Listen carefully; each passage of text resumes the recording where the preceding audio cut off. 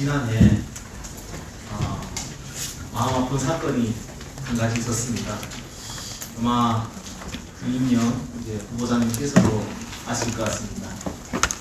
지난해 이제 따로 이 시점인 것 같은데 탈구 모자가 아사한 사건이 있었습니다. 통일부 장관이 계신다는 것은 남북 관계뿐만 아니라 대한민국에 살고 있는 탈북민들, 경차, 또 다만 이제 행복한 삶에 있어서도 역할을 하셔야 돼서 여쭙겠습니다. 또 한성옥 모자 주기가 얼마 남지 않았는데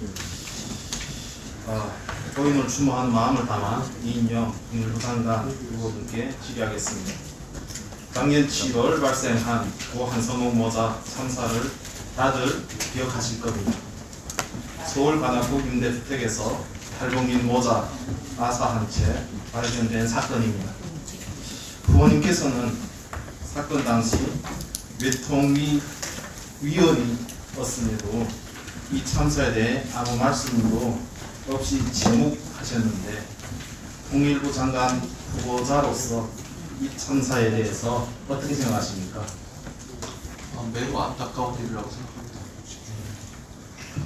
예, 참사 이후 통일부는 사후 약방문격으로 탈북민 생활안전종합 대책을 수립하고 탈북민 취약계층을 전수조사했죠.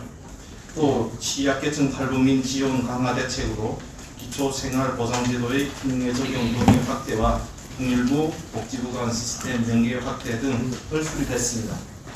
그런데 정작 고 한성옥 모자는 기초생활보장제도 특례 적용에 해당하는 대상이 아니었고 일반적인 취약계층의 패턴과는 다른 탈북민의 특수성으로 인해 기존 사회안전망이었던 복지사각지대 발굴 시스템과 이 아동 복지 지원 시스템에서도 걸러지지 않았기 때문입니다.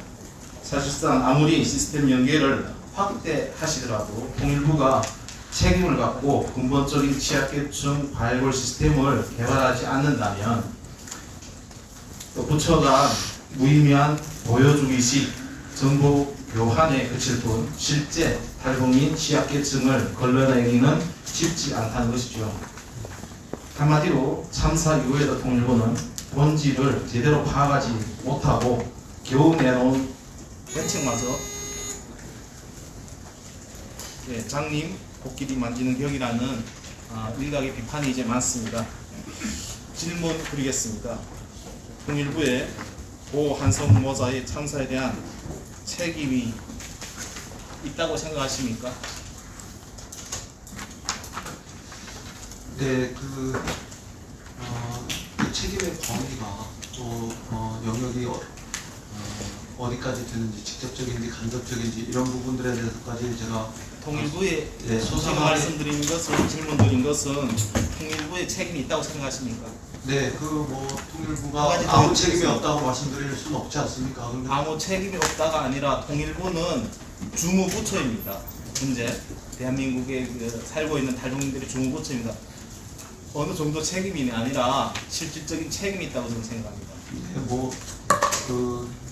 하나 더 여쭙겠습니다. 아니 제가 좀 마저 조금 대답을 해야 될 것 같습니다. 그래서 마무리를 해주세요. 그 부분에 대해서 어느 정도까지 저희가 책임을 져야 하는 문제인지 이런 것에 대해서 그 범주나 영역이나 이런 것에 대해서 제가 상당하게 말씀드릴 수는 없지만 통일부의 책임 있는 이런 자세 이것은 꼭 필요한 일이라고 생각합니다.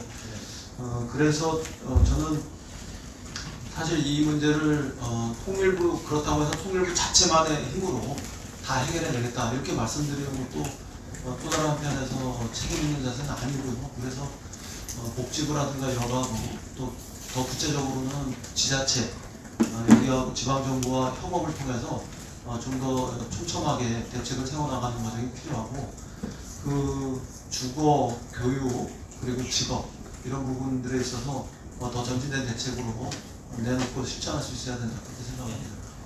그 말씀만 이제 드리고 마무리하겠습니다. 북한 이탈 주민 보호 정착에 관한 법률에 따르면 주무부처가 통일부로 되어 있습니다. 네, 그래서 실질적인 책임이 있다는 것을 장관님께서는 꼭 아셔야 되고 네. 앞으로 정책을 펼쳐 주셨으면 좋겠습니다. 그리고 그 말씀하셨던 주거, 교육 등 복지 다양한 정부 부처하고 협력해서 하신다는 말씀에 긍정적으로 생각합니다. 네, 뭐 저도 지난 4년 동안 외통에서 활동하면서 그 부분들에 대해서 많이 다뤄왔었기 때문에 조금 더 포괄적이고 촘촘하고 진전된 대책을 수립할 수 있도록 이렇게 노력해볼 생각입니다. 네, 수고했습니다. 이용선 의원님 질의해 주시죠. 네. 아까 태용호 의원님께서 순환비행장 인공기 말씀하신 게 저도 그때 기억이 났습니다. 그 직후에 보수단체로부터 지적이 있었던 기억이 납니다만 아마 그 9.19 합의에 보면 우리 김병은 위원장이 서울 답방 합의가 있지 않습니까? 그럴 때 우리도 거기에 상응하게 태극기를 개항하고 맞았으면 좋겠다라는 문제제기를 한 게 제가 그때 시민사회 수석으로 있어서 저는 보수단체 대표들로부터 문제제기를 받았던 기억이 납니다만 지금 우리가 그 남북관계의 의전이라든지 특히 평창올림픽의 그 아이스하키 단일팀 뭐 이런 데서 생겼던 공정과의 논란들이 기억이 납니다. 그래서 남북관계가 통일을 지향하는 특수관계이긴 합니다만 장기적 평화 공존 속에서 협력을 통해서 우리가 통일의 조건들을 만들어 나갈 때 장기적인 측면을 감안할 때 현재 조건 하에서는 우리가 단일팀을 한다든지 아니면 한반도기로 좀 대응하는 것들은 뭔가 좀 과도적 측면이다 이렇게 생각이 들어서 이번 작년에 아시안 게임 때 평양하고 김일성 경기장에서 아시안 첫 경기 있을 때 태극기를 개항하고 애국가가 울려 퍼졌던 관용은 없었습니다만 그랬던 그 신약 기억이 납니다. 그래서 이 국제적 스탠다드, 글로벌 스탠다드에 맞게끔 이제 남과 북의 그런 소수단에 관한 문제라든지 국기라든지 이런 것들을 좀 이제는 좀 재검토할 때가 되지 않았는가 이런 걸 한번 장악해서 고민해 보시면 어떡하셨습니까? 네, 뭐 일정한 의미에서의 표준 아니면 뭐 기준 이런 것들을 마련해보는 이런 과정으로 좀 접근해 보겠습니다. 그리고 오타와 협약에 대해서 아시죠? 대인질의 금지 협약. 93년 3월에 전 세계 163개국이 가입을 해서 대인질의 사용, 개발, 생산, 획득, 배출 이를 금지하는 협약을 맺었습니다. 그런데 우리나라와 북한이 아직 가입하지 않았고 또 이것 때문에 군인뿐만 아니라 민간인들이 특히 적경지역, 특히 한강까지도 이것 때문에 많은 분들이 피해를 당하고 있고 여기서 군사적 목적이 전혀 없습니다. 오히려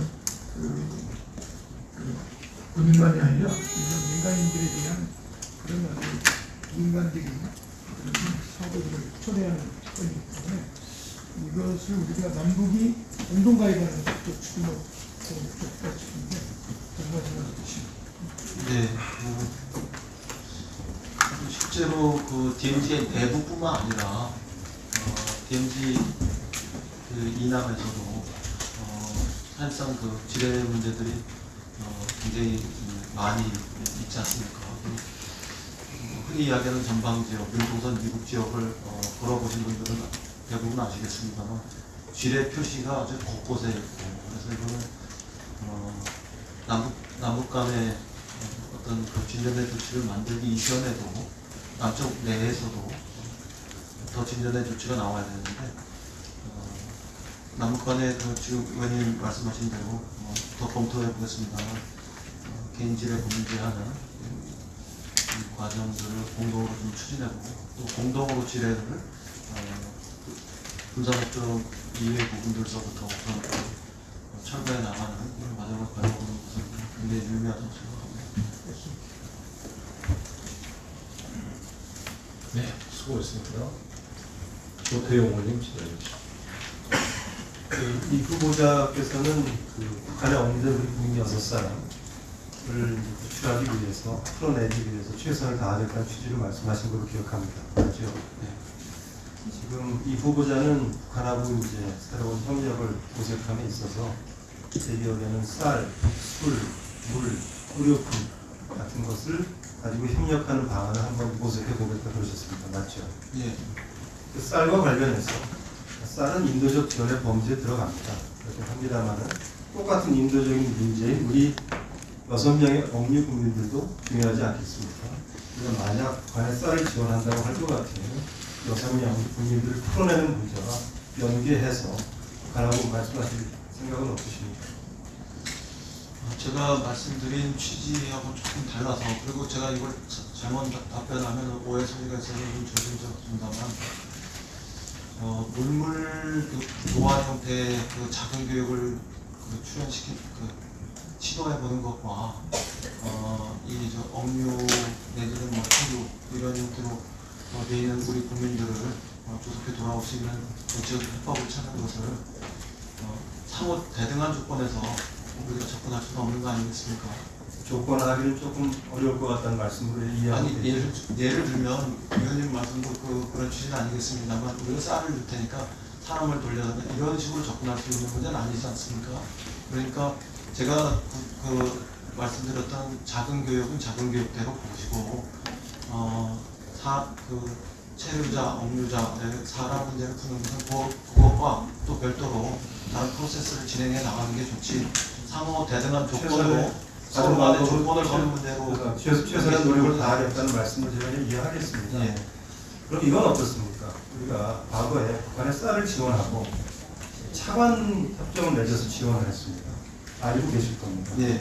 전체 한 240만 톤, 그중 20만 톤은 옥수수입니다만 원금만 가지고 하면 7억 3천만 불 정도 우리가 지원을 했습니다.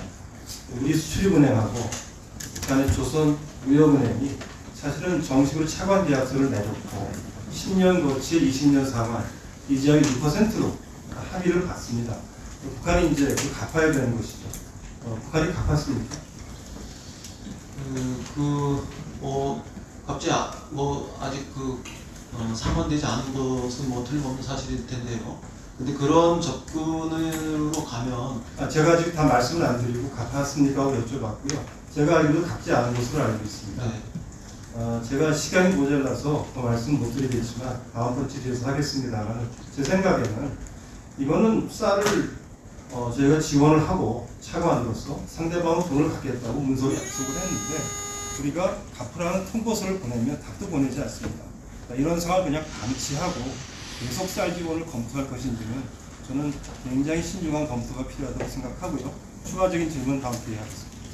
쌀 문제와 관련해서 지금 의원님 지적하신 그 문제도 남아 있습니다만, 또 다른 한편에서 쌀을 만약에 금융적 형태로 어떤 그 행위를 할 경우에 지금 의원님 여러분이 지적하신 그 제재 문제와 또 곧바로 연결되지 않습니까?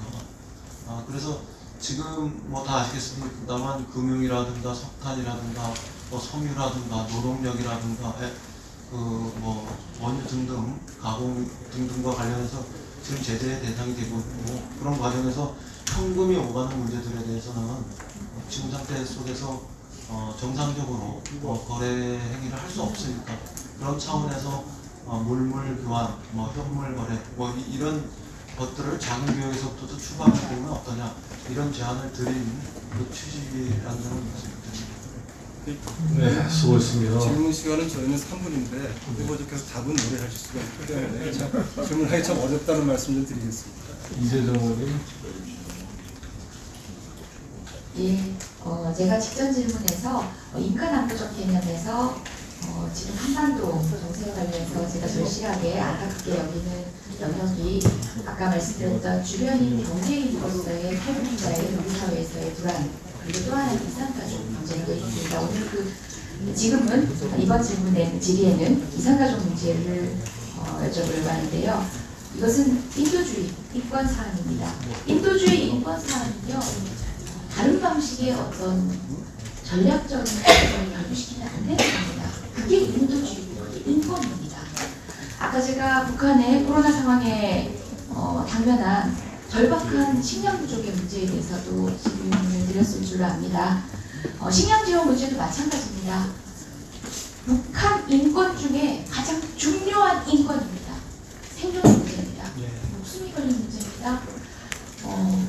아이들이 구걸하고 배불고 있던 꼬집이라고 불리우나요? 그런 현실 지금도 반복되고 있을 것 같습니다. 북한 인권 중에 가장 중요한 인권, 아이들의 절박한 그 배고픔을 해소하기 위한 것까지 더 절실한 다른 부분도 있겠지만 그래도 조건으로 보는 건 안 됩니다. 거듭 말씀드리지만 이산가족 문제, 그리고 인도적 지원, 식량 지원, 의료 지원 다른 어떤 방식으로도 전략적으로 전술적으로 접근하시면 안 됩니다. 이산가족 지금 2019년 2월 말 기준 통계이긴 한데요. 신청자 13만 명이 넘습니다. 그런데 생존자가 5만여 명 넘습니다. 이 중에서도 70세 이상 고령자가 85%입니다. 결국은 가족을 만난 사람은 소수이고 기약 없이 기다리다가 돌아가신다는 겁니다. 매년 평균 3,000명입니다. 2018년에만 4,800여 명이 주위에 있는 가족 만나지 못하고 돌아가셨습니다. 통일부가 이러한 이산가족을 위해서 영상편지 제작 사업 진행하고 있는 것으로 아는데요. 수요조사 2012년 했을 때 16,000명이라고 했는데 예산 확보 어려서 그것도 안 됐다고 합니다. 북측의 사정도 아니고 우리 측의 사정. 물론 그 이후에 북측에 전달된 것도 2008년에 단 20편만 전달됐다고 합니다. 이런 연간 제작 상황이라는 것도 사실 미상공 이산가족 대다수가 고령임을 생각했을 때는 속도도 느리다고 생각하고요. 상봉 신청하고도 만남도 못 가진 상황에서 기약 없이 기다리기보다는 영상이라든지 그리고 우리가 한번 시도한 적 있었던 화상상봉, 심지어 제재면제 승인까지 받아야 했던 그 지난한 절차를 거쳐서 시도를 했는데 너무 성사되지 못했습니다. 다른 어떤 상황과는 별개로 이런 인도적 지원인 식량 지원이라든지 의료 지원과 더불어서 이산가족 상봉 당국 중심 행사로 진행하는 것이 이렇게 지속적이지 못하고 제재 국면에서 어려움을 겪는다면 민간 중심 상봉까지도 활성화하는 방안까지 고민을 해서 전체적으로 조금 더 의지 있게 신속하게 좀 추진을 했으면 합니다. 그래서 민간 중심의 상봉의 그 길 이것을 열 수 있다면 뭐 저도 여는데 찬성합니다. 그리고 한 가지 더 말씀드리면 화상 상봉 영상 편지 이것과 관련해서는 저희는 준비가 끝나 있는 것으로 알고 있고요. 그래서 평양의 의사만 확인되면 뭐 즉시 추진할 수 있는 그런 영역이 아닐까 그렇게 생각합니다. 이미 초고령 그 이산가족 90세 이상의 이런 분들도 25% 가까이 되고 있는 것 같은데요. 그런 데부터 우선적으로 실시할 수도 있고 소규모로 대규모로 못한다 하더라도 소규모로라도 추진해 볼 수 있다 생각합니다. 그런 부산. 네, 수고했습니다. 네. 다음은 전해철 의원님. 예, 후보자 이렇게 이재 의원님 이야기했던 이산가족 상봉 이어서 좀 이야기를 해볼게요. 이 사안이 이제 남북의 좀 더 진전된 관계, 평화로 가는 길에 저는 여러 가지 조치나 또 관계 개선에 아주 중요한 것 중에 하나라고 저는 생각합니다. 그런데 2000년 이후에 보면 현재 12회 이상 하다가 이명박 박근혜 정부 들어와서 굉장히 줄었던 게 사실이고요. 문재인 정부에서도 이산가족의 성과는 썩 훌륭하지 않습니다. 그 장관 후보께서는 아시겠지만 지난번 판문점 선언 또 이후에 평양 공동선언에서 이산가족 상봉에 대해서 합의도 하고 또 구체적인 실천 방향을 이야기했는데 진전이 되고 있지 않죠. 여러 가지 사정이 있겠지만 저는 여기에 대해서 정말 특단의 좀 더 강한 노력, 추진 의지가 필요하다고 생각하는데 예를 들면 지금 장관 후보께서 이야기하셨던 화상 이런 부분에 우리 가축이 충분하다는 것은 당연하지만 북한 북측 입장에서 이 이산가족 상봉에서 적극적이지 않을 수가 있는 겁니다. 우리 수요가 더 강한 거라고 저는 생각합니다. 네.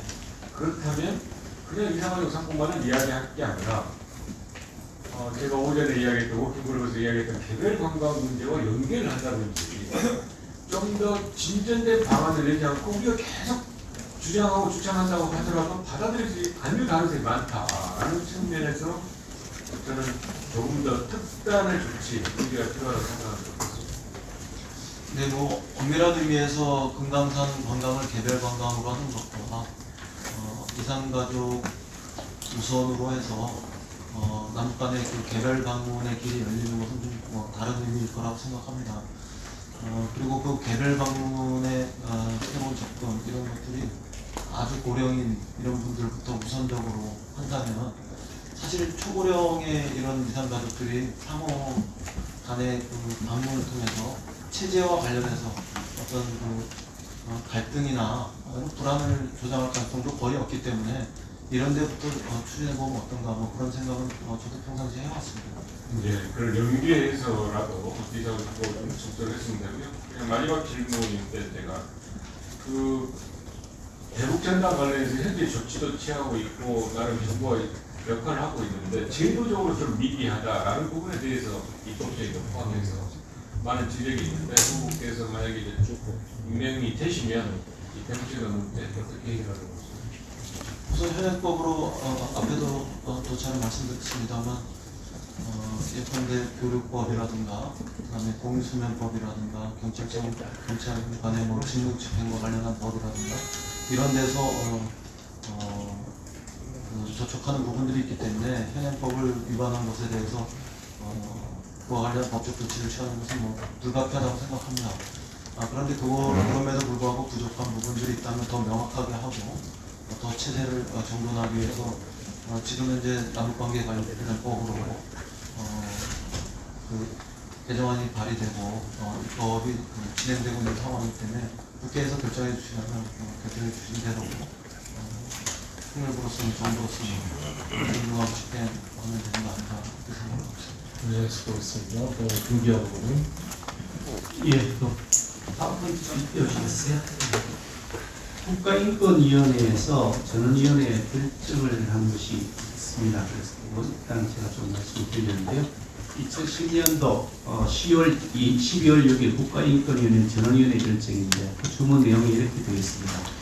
통일부 장관, 국방부 장관, 문화체육관광부 장관 및 방송통신위원장에게 권고하기를 모든 매체를 통하여 북한 주민이 외부의 자유로운 정부에 접근하여 알 권리를 실현하고 인권 의식을 상향할 수 있도록 노력할 것을 권고한다. 그래놓고 그 내용이 좀 들어가 보면 북한 인권 문제의 근본적인 해결은 해소된 북한 주민들의 인권 의식을 깨우쳐 그들로 하여금 스스로 인권을 찾도록 하는 것이다. 이렇게 의견을 전원위원회 결정으로 밝혔습니다. 다음 2015년도 2월 17일자 국가인권위원회 이것도 전원위원회 결정인데요. 제목이 대북 전당 활동 제지에 대한 국가인권위원회 입장 이렇게 나와 있습니다.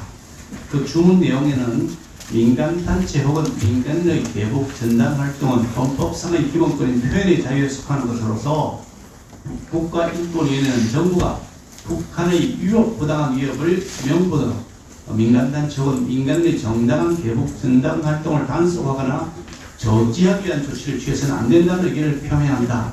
이렇게 명시적으로 얘기하면서 거기에 이렇게 설명을 붙여놨습니다. 북한의 위협 또는 남북한 사이의 상대방에 대한 비방, 중상, 금지 합의는 국민의 기본권을 제한할 수 있는 근거가 될 수 없다. 민간단체나 개인의 대북 전당 활동은 세계인권선언 및 시민적 및 정책 권리에 관한 국제규약이 보장한 표현의 자유에 속한다. 이렇게 명시적으로 밝혔습니다. 이와 같은 국가인권위원회의 입장에 대해서 후보자께서는 동의하십니까? 네, 뭐 인권위원회의 그 결정 사항에 대해서 존중할 부분들은 마땅히 존중해야 한다고 생각합니다. 그리고 다만 나의 자유보다도 남의 자유를 더 소중하게 생각한다는 이런 그 정신도 민주사회의 성숙한 시민의식이라고 봅니다. 특히 우리 대법원 판결 2016년 2월 그 판결에 의하면 대북전단 살포는 표현의 자유에 속하나 접경지역 주민들의 생명 안전에 심각한 위협을 초래하는 경우는 제한이 가능하다 이런 판결도 있었기 때문에 법의 어떤 균형 내지는 인권위의 그 권고와 또 대법원의 판결 이런 부분들을 조화롭게 또 균형되게 보아가면서 적용돼야 되지 않느냐 이런 생각합니다. 이제 그 대부분의 판결은 현존하는 명백한 위협에 관한 법리가 거기에 적용되어 있는 것인데요. 현존하는 명백한 위협에 관한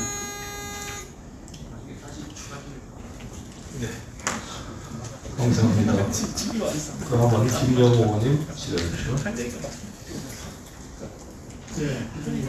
다음 여당 의원들에게만 질의를 드리도록 하겠습니다. 먼저 하시면 김영호 의원님. 네, 매우 불행한 일이지만 그 전 세계에서 통일부를 두고 있는 나라는 아마 유일하게 대한민국이 있거든요. 전 세계 통일부 장관도 유일한 것입니다. 그렇겠죠? 저는 통일은 더 이상 남북의 아젠다가 아니라 전 세계의 아젠다가 되는데요. 최근에 그 유럽에서 바라보는 북한에 대한 시선이 매우 싸늘합니다. 왜 그런 줄 아시나요? 핵이라든가 전 세계를 위협하는 ICBM, 미사일 네, 미사일 문제, 또 최근에 있었던 남북 연락상수 파도 주요 원인이 되는 건데요. 국제사회에서 그런 북한의 신뢰가 너무 떨어졌기 때문에 저는 이제 그 통일부 장관께서 국제 무대로 직접 좀 뛰어다니셨으면 좋겠어요. 제가 한 가지 좀 제안하겠습니다. 만약에 통일부 장관이 되신다면 유엔 기조연설을 통해서 절박한 한반도의 현황과 또 우리나라의 평화적 구상, 또 대한민국의 대북 정책을 세계인에게 널리 알리고 지지를 이끌어낼 수 있는 그런 그 유엔 기조연설 하실 수 있다고 보니까, 예를 들어서 예전에 통일부에서 그러니까 통일부가 유엔의 특별한 행사를 만들면 가능하다는 전문가들의 의견이 있거든요. 예를 들어서 이제 4.3 문제를 유엔에서 한번 다뤘다고 합니다. 그런 것을 잘 감안하셔서 정말 장관이 되시면 유엔에서 기조연설을 통해서 한반도의 평화 구축을 위한 우리 정부의 구상을 한번 발표해 주셨으면 참 좋을 것 같은데, 후보자님의 말씀 한번 들어보겠습니다. 그동안 대통령님이나 국무총리께서 주로 해오셨던 일이고 또 외교장관께서 해오셨던 일이기 때문에 통일부 장관이 어디까지 할 수 있는지는 저로서는 잘 알지 못합니다. 그러나 이전에 다른 의원님 질문 과정에서 답변 드리면서 필요한 경우 통일 외교와 관련해서 통일부가 직접 할 필요가 있다 이런 생각을 하고 있기 때문에 그런 연장선에서 검토해 보겠습니다. 저는 통일부 장관이 전 세계 유일하기 때문에요. 그 유엔 기조연설 그 자체가 전 세계인들에게 주는 메시지는 굉장히 강력할 거라고 봅니다. 장관이 되신다면 유엔 기조연설 꼭 한번 적극적으로 검토해 주셨으면 좋겠습니다. 예, 알겠습니다. 네, 수고했습니다. 다음 의원은 김영준 의원. 김태호님 나오셨죠? 후보자님, 앞서 금강산 관광 질의하다 말았는데요. 화면을 좀 한번 봐주셨으면 좋겠습니다. 2018년 9월 19일 남북 정상의 평양 공동선언에 조건이 마련되는 데 따라 금강산과는 우선 정상화 합의 이렇게 하자마자 바로 2019년 1월 1일 북한의 김정은 위원장 신년사에서 전제 조건이나 대가 없이 금강산 및 개성공단 재개 용의를 이렇게 표명을 했습니다. 그런데 그리고 나서 10월 23일 북측에 김정은 위원장이 금강산 현지 지도시에 남측 시설물 철거 지시 내리는 10개월 동안의 공백 동안 우리 그 통일부는 아무런 역할도 안 했습니다. 그리고 철거를 모두 하겠다고 그 이틀 뒤에 통보를 하자마자 우리 통일부에서 당국 간 실무회담 개최를 또 제안하고, 그리고 11월 달에는 우리 측 공동점검단 방북도 제안을 하고, 정말 혹독집에 불난 것 같이 이렇게 나왔는데 주요 일지가 나왔습니다. 저는 남북관계에 있어서 통일부에 실무자들이 어떻게 접근하느냐에 따라서 이게 굉장히 달라진다는 이거를 좀 볼 수 있습니다. 그런데 통일부 실무자들이 대통령께서 주요 대북과제 취임부터 강조하셨습니다. 그런 문제도, 근데 통일부 지금 공무원들은 정말 고자세로 아무런 일도 안 했습니다. 그리고 통일부는 2월에 하노이 북미회담이 결연되는 경색된 북미 환경 때문에 우리 정부도 쉽게 대처할 수 없다 이런 답변을 계속 해왔습니다. 그리고 저는 앞서 우리 그 후보자께서 특히 이 금강산 관광은 북한이 그 유엔 제재도 폐하시고 적극적인 적으로 하시겠다고 했는데 보면 개별 관광은 제재 사안이 아닙니다. 배량 현금을 사용하는 게 아니기 때문에 그러나 문제는 통일부에서 얼만큼 적극적으로 이 문제를 추진하느냐에 따라 있는데 그냥 그 후보자의 그 의지만 갖고는 된다고 보지 않습니다. 통일부 직원들과 이 문제에 대해서 어떤 그 생각을 갖고 계신지 좀 구체적으로 얘기를 해주셔야 이 의지에 대해서 지금 피해 기업이 대부분들이 아주 진짜 그 부도도 나고 엉망 아니겠습니까? 이들한테는 희망 부분이 될 수밖에 없어요. 후보자께서 여기는 적극적인 의지를 볼 때는 통일부에 여기에 대한 어떤 프로그램이 있는지 좀 말씀을 좀 해주시기 바랍니다. 오전 오후에 이미 다른 의원님 질의했던 과정에서 제가 말씀드렸습니다만 이미 전임 김현철 장관 시절에 제가 이 자리에 상임위원회에서 질의도 했습니다만 아마 코로나19가 없었으면 지금쯤 개별 관광이 진행되고 있었을 것이다 이런 그 답변을 하신 적이 있고 그런 점에 비추어서 어느 정도 준비가 되고 있었던 거 아닌가 이렇게 판단되는데요. 취임하면 바로 어떻게 구체적으로 준비되어 있는지 확인해가지고 의원님께 말씀드릴 수 있도록 그렇게 하겠습니다. 저는 코로나19 때문에 진행이 안 된다고 보지 않습니다. 이게 2019년 1월부터 10월달까지 코로나 없었습니다. 근데 통일부 아무런 역할이 없었거든요. 그래서 장관의 의지도 중요하지만 이거는 정말 그 통일부 직원들이나 모든 게 다 같이 일사불란하게 어떤 프로그램에 의해서 진행이 돼야 이게 저는 된다 이렇게 생각합니다. 취임하시면 이 문제에 대해서는 정말 좀 말씀하신 대로 네. 예. 그 장관의 변화가 주는 또 새로운 출발에 이런 메시지도 있기 때문에 그동안 그 우리 통일부 식구들이 굉장히 헌신적으로 해왔을 텐데요. 더 분발할 수 있는 이런 계기가 될 수 있다고 생각하고 그렇게 추진하겠습니다. 한번 김석기 의원님 질의해 주십시오. 통일부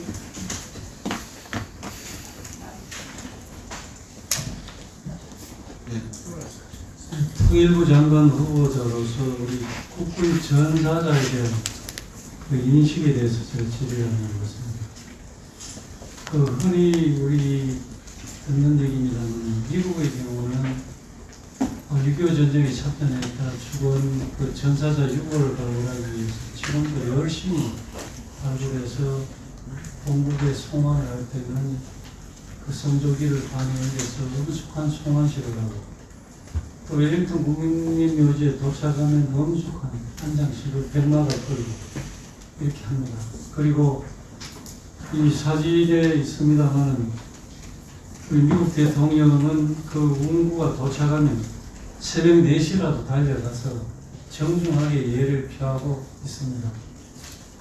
우리나라의 경우에는 얼마 전 6.25 전쟁 70주년 행사에 국군 유해 147구가 도착했는데 이것을 6.25 행사에 쇼하기 위한 소품으로 우리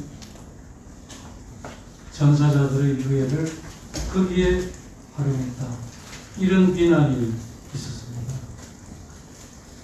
그리고 우리 대통령께서는 이 천안함 전사자들 그리고 영평계전 전사자들을 추모하는 서해 수호의 날 2년간 연속해서 참석하지도 않았습니다.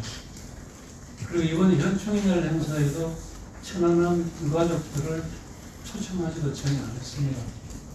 이게 문제가 되니까 나중에 어쩔 수 없이 참석자 명단에 넣었습니다. 우리 나라를 지키는 군인들은 내가 정말 이 나라를 위해서 목숨을 바치겠다는 각오로 전후가 할 것 없이 열심히 근무를 하고 있을 텐데 이런 모습을 보면 나라를 지키기 위해서 내가 목숨을 바쳤다.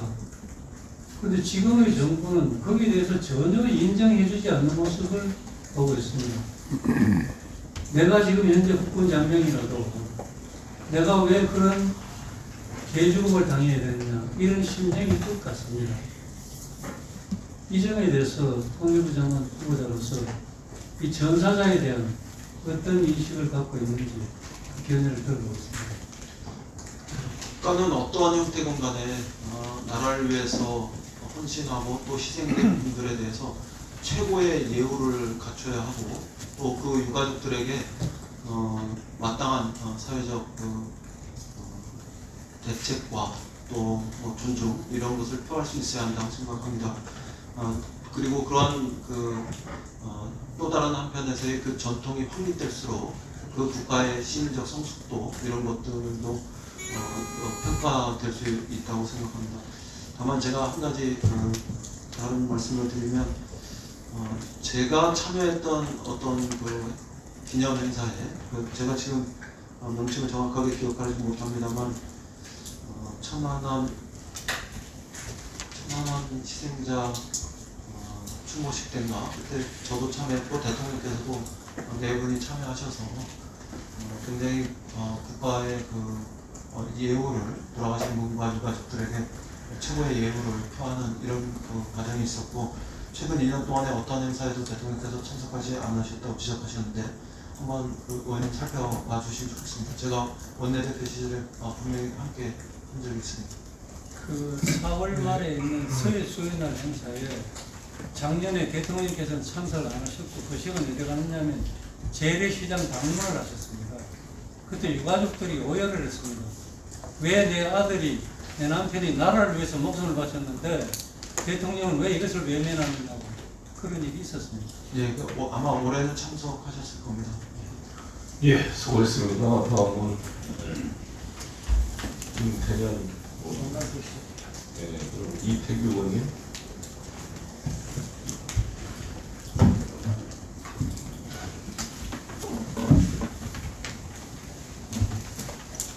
그 후보자께서 그 남북관계를 풀어가는 데 있어서 이제 북한의 술과 물 그리고 우리 쌀 의약품 오히려 이제 물불 교환 이런 작은 교역으로 좀 시작해보겠다 이런 말씀을 하셨잖아요.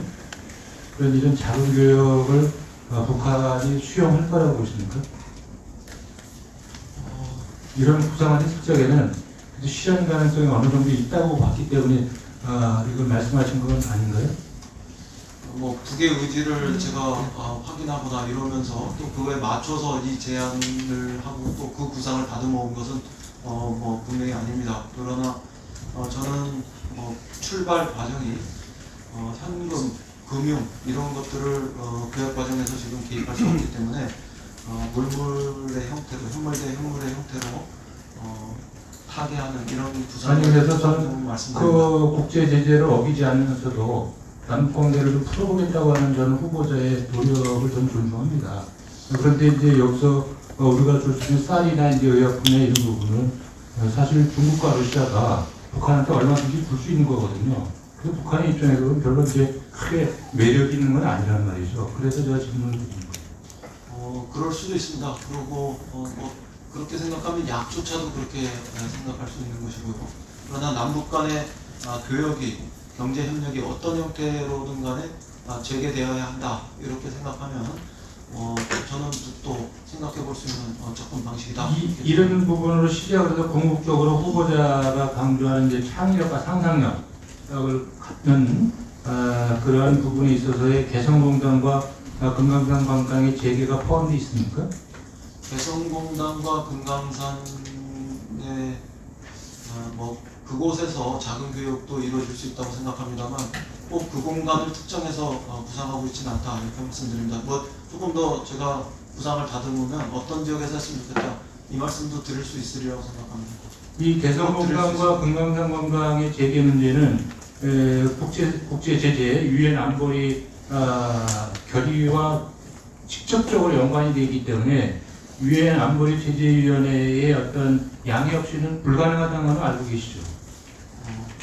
그런 점도 있습니다만 저희로서는 어떻게 해서든지 아니 그러니까 이건 제재의 대체 벽을 현실적인 넘어서야 문제다. 되지 않겠습니까? 네, 현실적인 문제이기 때문에 그 취지에도 불구하고 이런 그 남북관계 개선의 노력과 국제사회의 기준하고 충돌됐을 적에 어떻게 할 것이냐. 그 부분에 어떻게 생각하세요? 충돌하고 있기 때문에 새로운 길, 새로운 상상력을 필요로 한다 이렇게 제가 지금 말씀드리고 있는 거 아니겠습니까? 아니 그러니까 그 새로운 상상력이라는 부분이 현실적인 문제를 어떻게 극복해 나갈 것인지를 말씀을 해주셔야지. 저는 얼마든지 정치적 상상력은 중요하다고 보지만 그 정치적 상상력이 현실적인 부분을 풀어갈 수 있느냐를 제가 질문을 드립니다. 예, 그 오전에 정진석 의원님께서도 좀 더 구체적으로 풀면 안 되냐 이런 말씀을 하셨을 때 제가 조금 더 정리해서 추후에 말씀드리는 게 좋겠다 이렇게 양해를 구했는데요. 제가 검토한 지역도 명백히 있고 제가 몇 분과 상의한 적도 있기 때문에 절대로 허언을 말씀드리는 건 아니다 이런 점을 우선 양해를 구합니다. 예, 수고했습니다. 김홍건 의원님. 예. 계속 이제 북한 인권 문제하고 억류된 우리 국민 문제 이런 것들이 나오는데 저는 그런 문제가 해결되기 위해서라도 남북관계 개선이 돼야 한다. 남북관계 개선이 되고 긴장 완화가 되고 또 남북이 경협을 할 수 있고 이런 환경이 돼야 그런 문제가 풀리는데 유리한 환경이 조성되고 그런 상황에서 조용히 물밑접촉으로 조용한 외교로 해결해야만 그분들에게 도움이 되는 상황이 될 것이다. 인권이 개선될 수 있을 것이다. 그렇게 보고요. 예. 이 일본이 지금 납치자 문제를 계속 얘기하고 있지만 유일하게 납치자 문제가 해결됐던 시기가 2002년에 김대중 정부의 주선으로 고이즈미 총리가 방북을 하고 그때 북일 간의 수교 협상이 되고 식민지배에 대한 배상금 얘기까지 나오니까 김정일 위원장이 납치 사실을 인정하고 5명을 보내줬습니다. 그러니까 결국 햇볕 정책, 그런 대북 포용 정책을 써야만 인권 문제도 해결될 수 있다는 것을 보여주는 것인데 어떻게 생각하십니까? 네, 공감합니다. 특히 의원님이 말씀하신 것 중에서 의원님께서 말씀하신 것 중에서 조용한 외교적 접근 이것도 굉장히 유력한 방식이라고 생각합니다. 저는 몇 가지 그 주제와 관련해서 전략적 행보라는 이런 개념으로 정리하고 있었는데 요 케이스와 관련해서는 의원님이 말씀하시는 조용한 외교 이런 것들도 굉장히 유력한 방법이 하나가 되지 않을까 이런 생각합니다. 예, 그리고 마지막으로 좀 당부의 말씀을 드리고 싶은데요. 이제 제가 아까 이 80년대에나 하던 사상검증, 색깔론 이런 것들이 나온 거에 대해서 안타깝게 생각한다고 말씀을 드렸는데 한편으로는 아직도 우리 사회에 이 냉전 시대의 사고방식을 가지고 있는 분들이 계시기 때문에 어쩔 수 없이 그런 상황이 벌어지지 않았나 하는 생각이 들고요.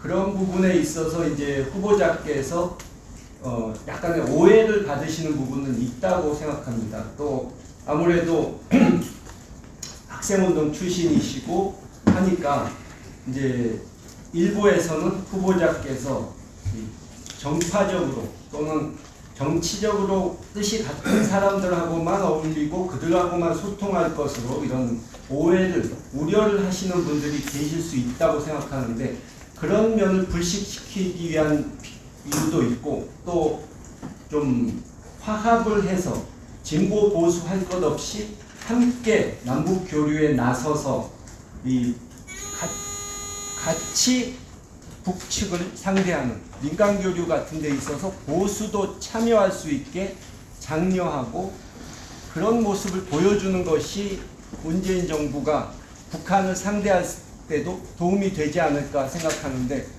이 후보자께서 좀 적극 나서 주시기 바랍니다. 네, 아마 일반인이라면 시민권 차원에서 사상 검증하는 것에 대해서 제가 굉장히 원칙적으로 반대했을 겁니다. 그러나 제가 장관 지명자가 되어서 청문회 선 마당에 제가 사상 검증 이런 표현이 들어오는 거에 대해서까지는 제가 그냥 거기까지는 그냥 제가 심정이 복잡합니다만 또 임할 수도 응할 수도 있었다고 생각하는데 전향의 문제가 나와서 제가 거기까지는 아니다 이런 생각 때문에 오전 오후에 의원님들한테 좀 그런 말씀을 드린 거가 있었습니다.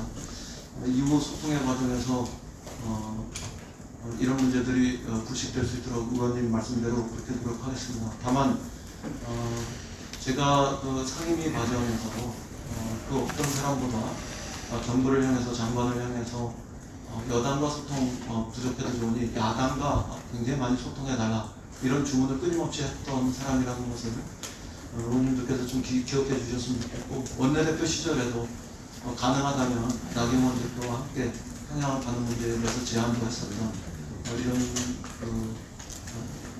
과거가 있기 때문에 절대로 특정한 정파에 치우쳐서 남북 문제를 접근시키지 않겠다 이런 말씀을 분명히 드립니다. 그리고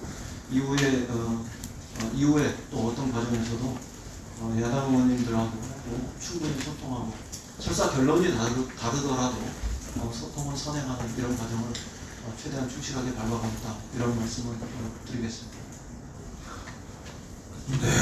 후보자님 수고했습니다. 저도 한 말씀 보태면 저도 지금 제 가슴에 태극기를 달고 다니고 있습니다. 우리는 여든 야든 간에 대한민국의 헌법에 충성하는 대한민국의 헌법기관입니다. 그리고 대한민국 헌법은 우리 헌법기관을 하여금 평화적 통일 사명에 입각해서 국회의원직을 성실히 수행하도록 대통령과 국회의원으로 명하고 있습니다.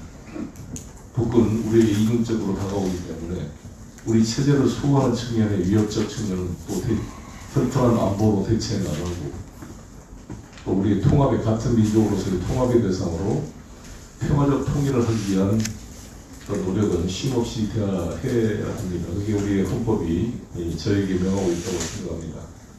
의원님 말씀 잘 들었고요. 이제 다음번 순에는 우리 여당 의원님들은 질의를 하지 않기로 하고 야당 의원님들께서만 질의하는 순서로 하도록 하겠습니다.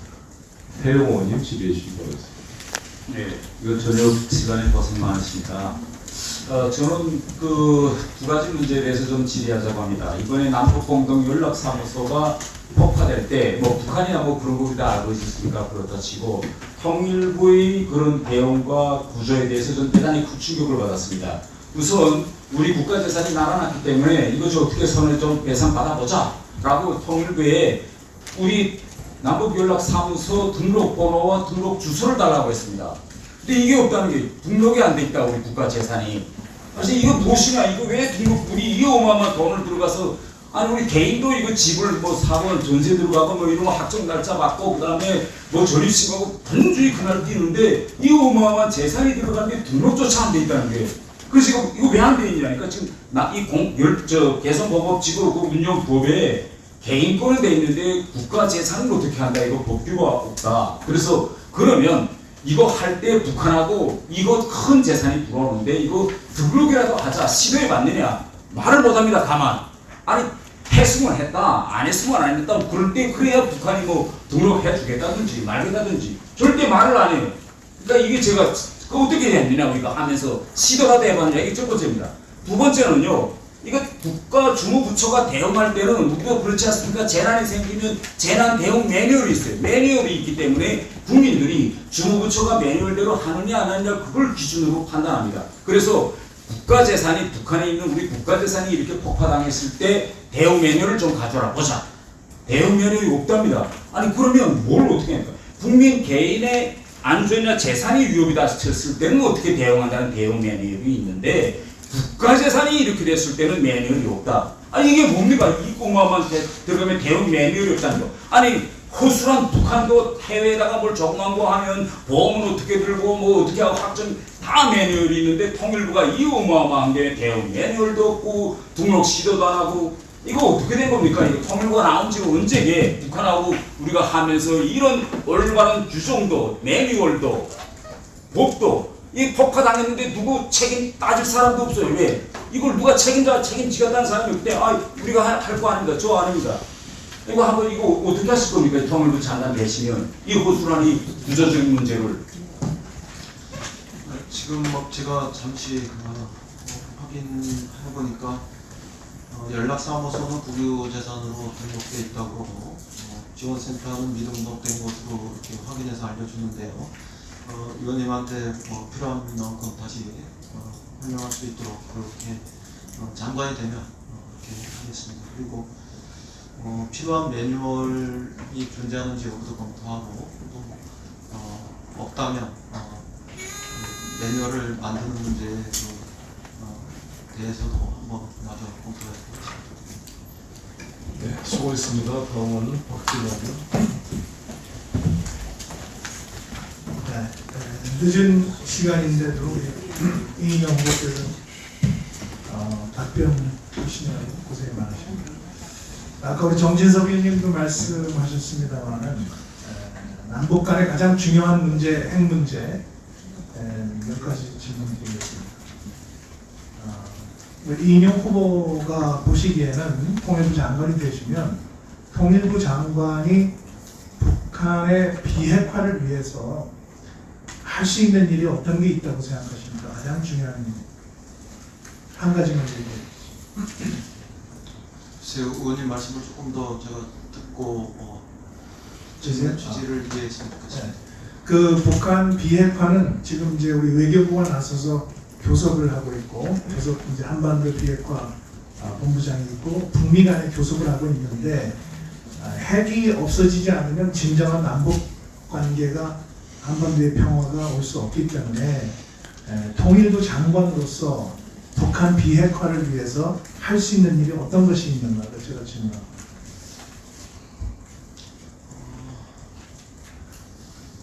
일반적으로 그 비핵화의 과정과 관련해서 설정할 수 있는 프로세스들은 우선 봉결하고 감축하고 영구 폐기하는 이런 과정으로 가지 않겠습니까? 근데 이 핵 문제와 관련해서 국내에서 동결 단계부터 시작하는 것에 대한 명확한 이견이 있고, 또 특히 북미 간의 주된 핵 협상의 창구들이 열려 있는 상태 속에서 그걸 둘러싼 이해관계들이 너무 다르기 때문에 정직하게 말씀드리면 그 이해관계를 조정하는, 일치시키는 이런 방안부터 강구하고 접근해 가야 되지 않을까 생각합니다. 그 91년 말에 체결된 그 남북 비핵화 공동선언 아시죠? 그렇습니다. 알겠습니다. 그 내용을 알고 계시죠? 네, 상세히 기억은 못합니다만 내용을 알고 있습니다. 남북 양쪽이 핵무기나 시설 제조, 생산, 간입 반출, 보유 이거 전부 안 하기로 하고, 그 다음에 남북한 상호 사찰하기로 하고, 핵통제 공동위원회를 만들어서 서로 비핵화를 하자 이거죠. 근데 그게 왜 깨졌습니까? 직접적으로는 북의 핵실험으로부터 시작되지 않았습니까? 93년에 북한이 핵 확산 금지 지역에서 탈퇴하면서 IAEA 그 사찰 거기서부터 된 거거든요. 그렇기 때문에 해답은 바로 거기에 있습니다. 남북 비핵화 공동선언의 정신으로 돌아가자. 그리고 그렇게 하기 위해서는 북한이 이제까지 만든 핵이 어디 몇 개가 있으며, 북한의 핵시설이 어디에 있으며, 또 이런 비핵화를 위해서 남북한이 상호 사찰을 통해서 한반도 비핵화를 할 수 있는 구체적인 로드맵을 만들자. 이런 걸 북한에 제시하는 것이 좀 통일부 장관의 일이라고 생각을 합니다. 그런 거 하실 수 있겠습니까? 네, 지금 말씀하시니까 검토해 보겠습니다만, 다른 한편에서 우리 독자 사찰의 그 접근이 가능한 것인지, 이거는 말 그대로 미국과도 상의할 문제가 있다고 생각합니다. 미국은 이게 남북 간의 독자 사찰, 예를 들면 봉인, 조사 검증 이런 과정들에 대해서 독자적으로 하는 문제들에 대해서 과연 그것 자체로 충분하다고 생각할지, 아니면 국제 사찰의 영역 속에서 다시 봉인하고 조사하고 검증하는 이런 과정들로 가고자 할지, 그 문제는 좀 더 따져봐야 되지 않겠습니까? 그래서 한미 워킹그룹의 역할이 중요합니다. 네, 워킹그룹에서 할 수 있는 일과 우리 스스로가 할 일들, 이런 걸 구분해서 하겠다고 저는 일관되게 말씀드렸습니다. 네, 수고했습니다. 다음은 정진석 의원님 질의하십시오. 네. 그 후보자가 3월 26일 무슨 날인지 혹시 아세요? 3월 26일 날. 지난 3월 26일. 자기 말씀하시는 거. 네, 네. 그 천안함 10주기죠. 예. 기억해 주셨으면 좋겠고요. 제가 그때 다녀온 것 같습니다. 예. 오이사 조치에 대해서 우리 후보자가 실효성이 상당 부분 상실되었다. 남북 간 교류협력 추진은 장애가 되지 않는다. 이렇게 답변을 제출했어요. 근데 오해사 조치에 대해서 실효성이 상당 부분 상실되었다고 말씀을 하셨는데 저는 좀 동의하기가 어렵습니다. 네. 여전히 오해사 조치는 지금도 유엔 대북제재하고 연결되어 있고 여전히 유효하다. 전혀 실효되지 않았다. 저는 이렇게 규정하고 싶고요. 후보자는 그럼 무엇을 근거로 오해사 조치의 실효성이 상실되었다고 판단을 하셨는지 조금 이따 설명을 해주시고요. 남북 연락사무소를 산산조각을 냈습니다. 폭파시켰습니다. 우리 국민들의 혈세가 들어간 우리 국유 재산이죠. 대포로 폭파시킨 게 아닌 게 다행인지 모르겠습니다만 어쨌든 있을 수 없는 도발이죠. 통일부의 공식 성명이 이렇게 나왔습니다. 통일부 차관의 성명으로 북한의 연락사무소 일방적 폭파는 판문점 선언 위반이다. 북측은 이번 행동에 대해 응분의 책임을 져야 한다. 우리 국민 재산권에 대한 명백한 침해다라고 강력히 비판했습니다. 그런데 며칠 뒤에 대통령이 인내심을 갖고 남북미 간의 대화 모멘텀 유지를 계속 노력할 것이라고 말씀하신 이후에 통일부는 깨갱 입장을 바꿨어요. 7월 8일 연락사무소 폭파 손해배상 소송에 대해서도 아직 검토 안 하고 있다. 그 이후 어떤 조치도 취하고 있지 않습니다. 이 우리의 대북 인내의 임계점은 도대체 어디입니까? 아니 우리는 사과와 재발 방지를 요구를 지속적으로 해야 되는데 아무리 사과와 재발 방지 요구해도 북한은 응하지 않을 것이다라는 지레 포기를 하는 것입니까? 사과를 받아내기가 현실적으로 어렵기 때문이죠. 그런데 후보자님, 그 박근혜 정부 때 우리는 그 목함질에 도발할 때 사과를 받아낸 전례가 있습니다. 북한도 사과할 줄 아는 족속들이에요. 그러니까 우리 정부의 의지와 노력의 문제라고 저는 보는 겁니다. 시간이 다 됐는데 종합적으로 답변을 좀 주십시오.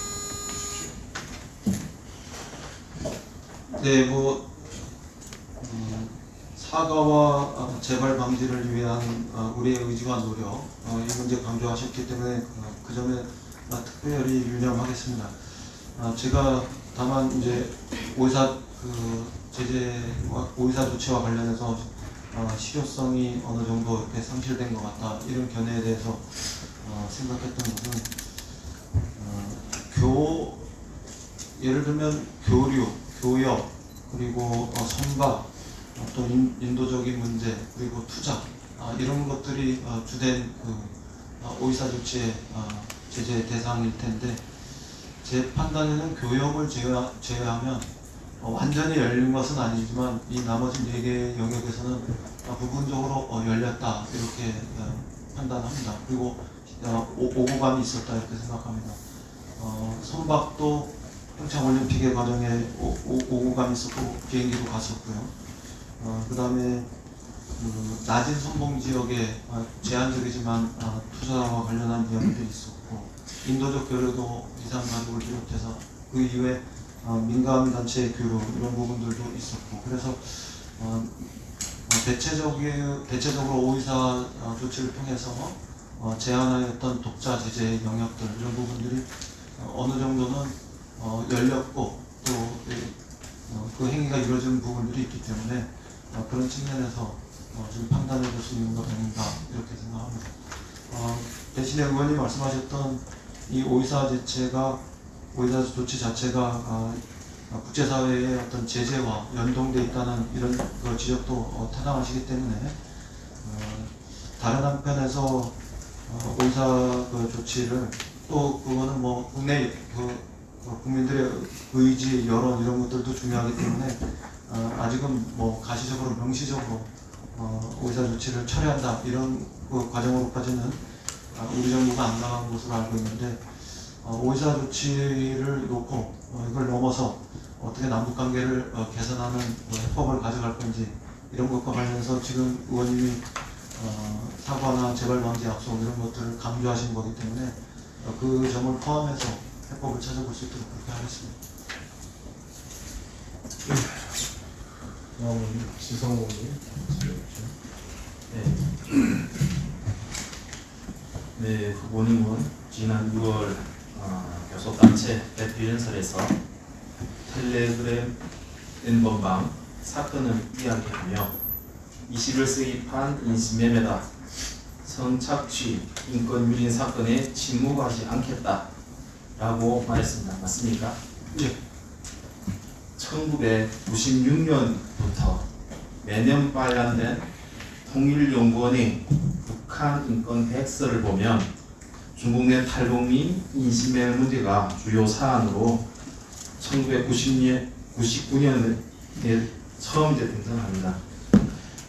인신매매 문제를 우리나라가 인지한 지 최소 20년이 되었다는 뜻입니다. 지금 중국에는 인신매매를 통해 이익을 챙기는 조직들이 있다고 합니다.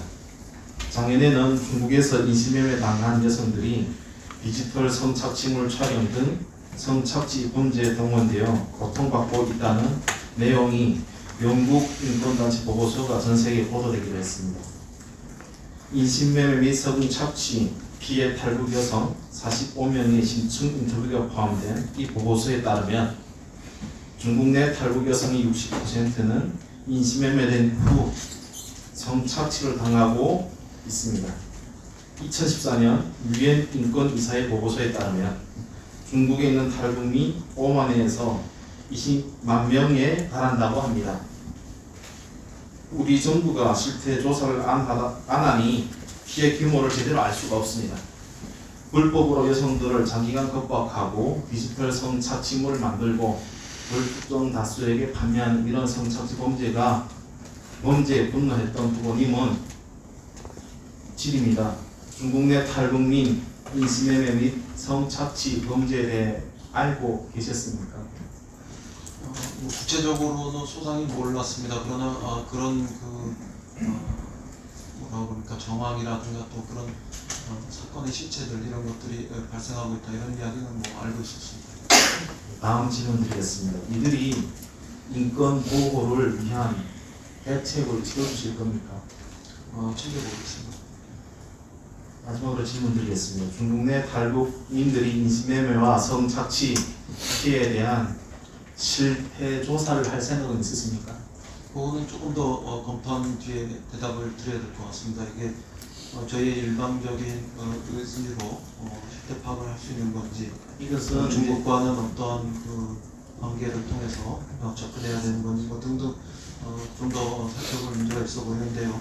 그 점을 확인한 뒤에 다시 말씀드릴 수 있도록 하겠습니다. 예, 심각한 문제이고 이것 또한 정치적인 사안으로 볼 것이 아니라 우리 국민들, 헌법상 우리 국민들 21세기에 인신매매 당하는 탈북 여성들 그들의 목소리에 통일부는 귀 기울여 주셔야 되고 또한 외교부는 그들을 모셔와야 되고 우리 정부가 함께 해야 될 역할이라고 생각합니다. 아마 오늘 이 자리에 이제 계신 국회의원분들도 아마 충격적이셨을 것 같습니다. 이것은 사실입니다.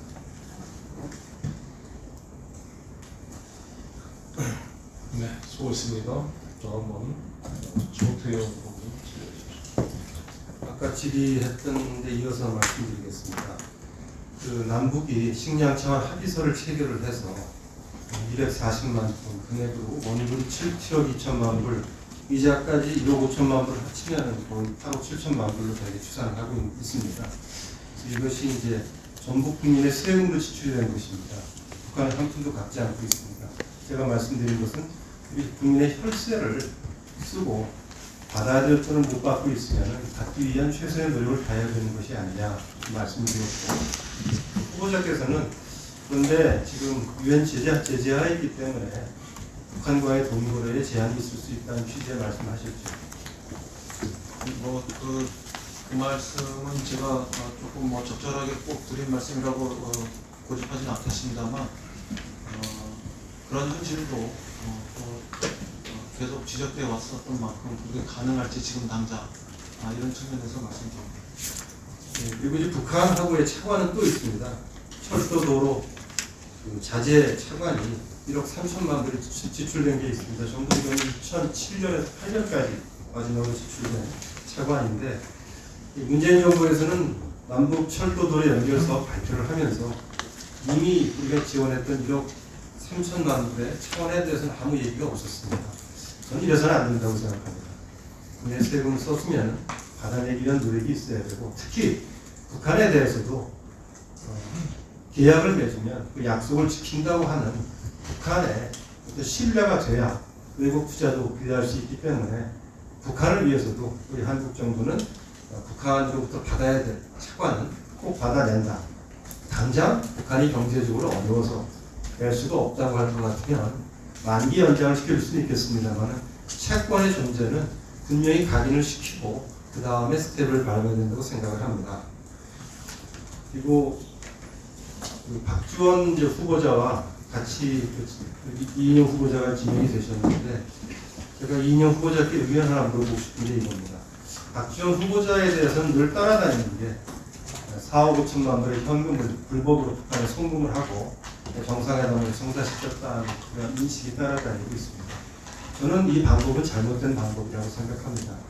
만일에 그렇지 않을 거라고 생각합니다만은 같은 시기에 불법 송금, 대북 송금을 통해서 정상회담을 주선하는 일이 생긴다면 저는 당연히 이인영 후보자는 반대하실 것이라고 생각하는데 어떻게 생각하십니까? 제 기억에는 우리 노무현 대통령 시절부터 그런 부분들은 넘어섰다 이렇게 판단합니다. 우리의 남북관계의 접근 과정들이 특히 우리 정부의 접근 과정들이 이미 그런 단계 넘어섰다 이렇게. 30초만 더 쓰면 안 될까요? 한 가지 말씀을 드리고 싶습니다. 북한 인권법 관련인데 북한 인권법을 정상적으로 가동하는 것이 필요하다는 데 대해서는 이인영 후보자 도움을 하셨던 걸로 제가 기억하고 지금 문제는 북한의 인권재단을 출범시키는 것인데 이 부분은 여야 간의 협의가 필요한 것으로 알고 있습니다. 그렇게 말씀도 하셨습니다. 저도 그렇게 생각하고요. 근데 통일부는 사실은 할 일이 한 가지입니다. 북한 인권재단의 이사를 추천하도록 국회에 공문을 보내주시는 겁니다. 제가 체크를 해보니까 올 3월 17일인가 통일부에 공문이 왔습니다. 국회가 21대로 바뀌었는데 아직 공문이 오지 않았습니다.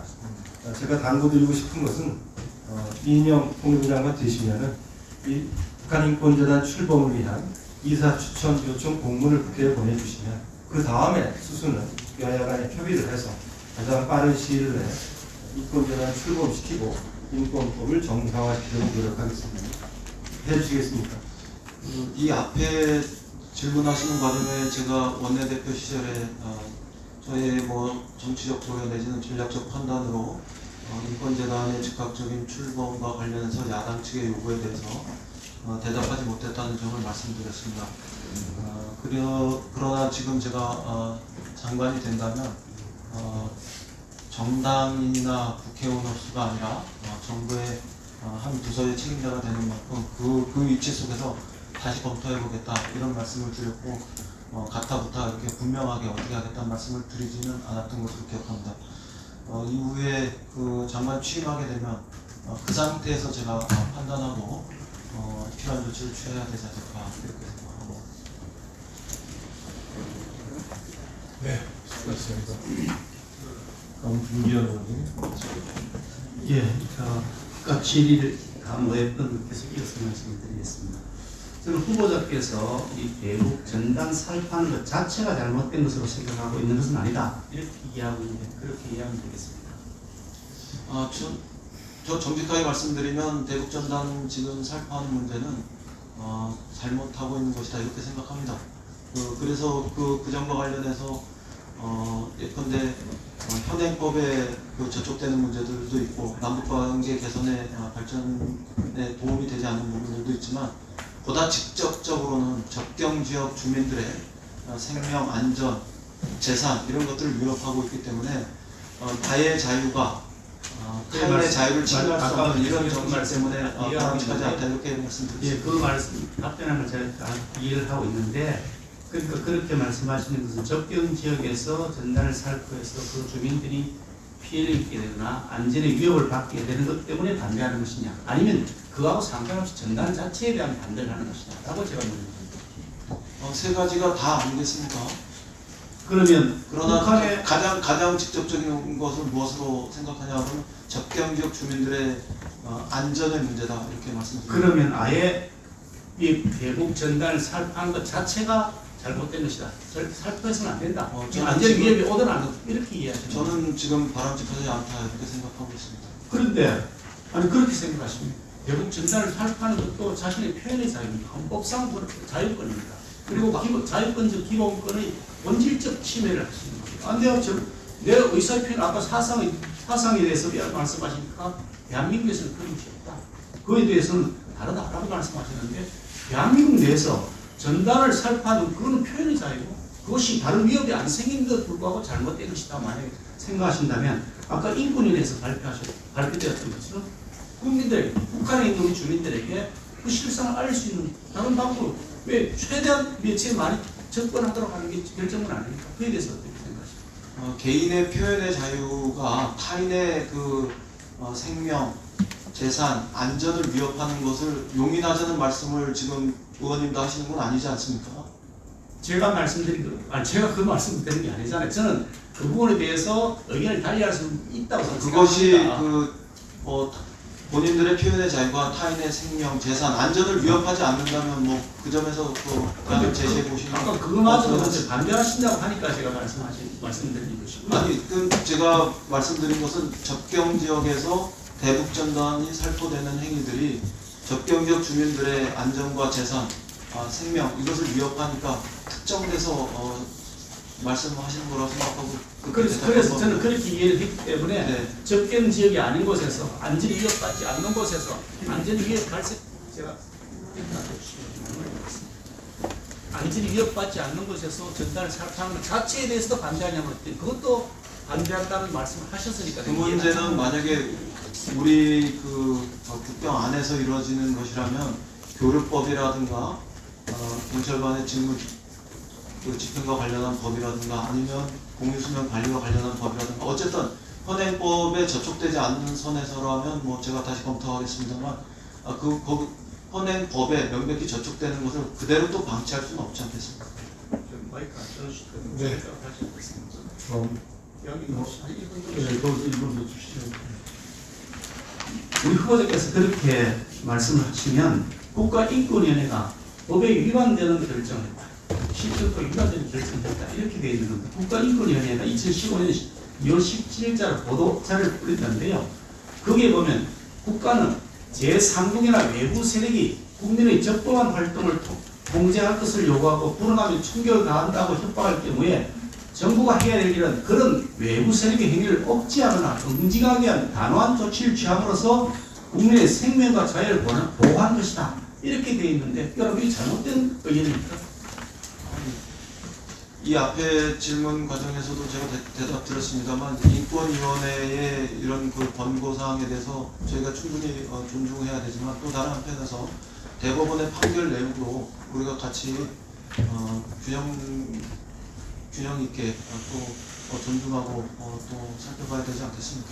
그러니까 제가 말씀드린 것은 그런 안전에 대한 위협이 안 생기는 다른 방법을 찾아야 되는 것이지 그걸 형사처벌하는 방법으로 법을 제정해서 하겠다 그러면 그야말로 위헌적인 거 아니냐 이런 거예요. 자율적인 규제를 자율적인 협조를 통해서 이런 문제가 있으니까 이해해달라고 해서 하면 그동안 해온 전례도 있습니다. 그동안 그런 자제를 통해서 그런 문제를 해결해온 전례도 있습니다. 그런데 김여정이라고 하는 사람이 말하자마자 바로 통일부에서 몇 시간도 안 지나가지고 법을 해설하고 못하게 막 했다. 이렇게 하니까 가면법이라는 얘기가 나오는 것이고요. 그러면 아니 안전에 대한 위협이 안 생기도록 해야 될 국가의 책임은 어디 가버린 것이냐. 왜 그 사람들이 이 표현의 자유를 했다는 사실 때문에 형사처벌까지 봐야 되느냐라는 문제가 생기는 것이거든요. 그러니까 이것을 모르게 사전에 알리지 않고 다른 엄닉된 장소에서 발송할 수 있도록 허용하는 방법이 또 아니면 야간에 다른 곳에 멀리 후방에서 보낼 수 있다는 방법도 있는 것이 또 아울러 자율적인 협조를 통해서 할 수 있는 것인데 그걸 다 안 하고 그냥 법으로 형사처벌하겠다 그러니까 그래서 저는 이 부분에 대해서 문제가 있다라고 말씀을 드리는 거예요. 네, 뭐 저는 법적인 문제와 또 지금 현 정세 속에서의 전략적 정치적 고려 그리고 직접적으로는 접경 지역 주민들의 생명 안전 이것에 위협을 가하지 않는 이런 측면에서 고려하고 있습니다만, 그 외에 지금 의원님께서 말씀하시는 그런 방법들은 적어도 통일부 장관으로서 대답드릴 사항은 옳다 그르다 이렇게 대답드릴 수 있는 사항은 아니지 않습니다. 네, 수고하셨습니다. 다음은 김석기 의원님. 예, 우리 이 의원님 늦게까지 고생 많으십니다. 그 천안함 전사자들 그 추모식에 다녀왔다고 말씀하셨는데, 천안함 사건은 북한의 의뢰 도발에 의해서 우리의 국군 46명이 전사한 그런 사건이 맞는 거죠. 네. 예. 그 북한은 아직도 그 책임을 인정하지 않고 있습니다. 그것이 우리 정부의 공식적 입장이었고, 지금 북이 그런 태도를 취하고 있는 것은 저도 알고 있습니다. 철저하게 책임을 물어야 된다고 생각합니다. 그리고 6.25 전쟁은 북한이 적화 통일을 실현하기 위해서 기습 남침을 해서 수백만의 우리 국민을 학살한, 그리고 다치게 한 그런 침략 전쟁이 맞습니까? 저는 6.25가 남침이다, 북의 그 침략으로부터 시작됐다, 이 부분들에 대해서 부정하지 않습니다. 예. 여기에 대해서도 우리가 철저하게 책임을 물어야 된다고 생각합니다. 얼마 전에 우리 국군의 영웅인 백선엽 대장께서 사례했습니다. 백선엽 대장은 북한군의 기습 남침으로 인해서 우리 대한민국이 위기에 처했을 때, 그 다부동 전투에서 작은 병력으로 내가 후퇴하면 나를 총으로 쏴라 하면서 앞장서서 북한군을 물리친, 그래서 대한민국을 지켜준 영웅이라고 저는 생각을 합니다. 그래서 많은 국민들이 백선엽 장군의 죽음에 대해서 예배를 했습니다. 그런데 우리 이 후보자께서는 백선엽 대장의 그 빈소에 조문을 하지 않았고, 그리고 연결식에도 참석을 하지 않았습니다. 특별한 이유가 있습니까? 특별한 이유 없습니다. 그렇지만 더 정직하게 말씀드리면, 제가 어린 시절에 알았던 백선엽 장군과는 또 다른 그의 그 과거 행적에 대해서 비판적 견해가 우리 사회에 존재한다는 점도 동시에 저는 고려하고 있습니다. 그게 어떤 내용입니까? 의원님도 충분히 알고 계시다고 생각합니다. 그 조선인 특수부대에 근무를 했다. 이 강도 특수대 장교로 근무했다. 그러나 구체적으로 언제 어디서 우리 조선인을 탄압했는지 그 내용을 아는 게 있습니까? 그런 점에서 저도 신중하게 판단하고 접근하려고 하고 있습니다. 제가 아까도 계속해서 이 나라를 위해서, 이 대한민국을 지키기 위해서 목숨을 바친 우리의 포국 영령들, 그 전사자들에 대해서 이 정부 관계자들은 별로 인식이 없는 것 같습니다. 그 점에 대해서 정말 안타깝게 생각하고, 현재 이 시각에도 나라를 지키고 있는 우리 군인들이, 국민들이 거기에 대해서 어떻게 생각할 것인지를 통일부 장관 후보자를 포함해서 이 정부 관계자들은 깊이 있게 반성해야 될 부분이라고 생각합니다. 어떻게 생각하십니까? 나라를 위해 희생한 사람들은 몇몇 지도층이나 영웅적 공헌을 한 사람들 속에서도 찾을 수 있겠습니다만, 대다수 이름 없이 소리 없이 헌신하고 또 희생된 이런 분들의 삶 속에서도 우리가 기억해야 한다고 생각합니다. 굳이 저보고 선택을 해보면 어디를 더 기억하고 또 기려야 한다고 생각하냐면, 저는 이름 없이 소리 없이 정말 헌신하고 희생했던 그 무명의 영웅들을 우리가 더 기억하고 또 기리고 간직할 때 우리 나라의 국격이 더 품격 있게 올라갈 수 있다, 이렇게 생각합니다. 네, 그 말씀이 맞는데 저도 동감인데요. 이번에 6.25 행사 때 그 6월이 운구에 왔는데 그때 대응하는 그 모습을 보고 저는 정말 아니라고 생각했습니다. 그분들이 바로 무명용사들이었습니다. 그런데 그 쇼와는 소품으로 도구로 사용했습니다. 그것이 그분들을 소중하게 생각하는 게 그런 자세가 아니지 제가 않습니까? 기억할 때 그 시점 어딘가에는 하와이에 2분의 유해로 알고 떠나보냈던 그 유해가 유전자 감식 과정에서 한국군의 유해임을 확인하고 돌려보내는 그 절차를 매우 엄숙하게 진행했습니다. 그때 하와이에 우리 국방차관이 갔었고 국가는 나름대로 정성을 다한 예우를 갖춰서 귀국할 수 있는 이런 그 과정을 밟았다는 점도 의원님께서 동시에 함께 고려해 주신 것이 마땅하지 않을까 이런 말씀드립니다. 네, 이제 통일부장관 후보자에 대한 제지까지 죄송합니다. 죄송합니다. 추가로 1분을 더 드리도록 하겠습니다.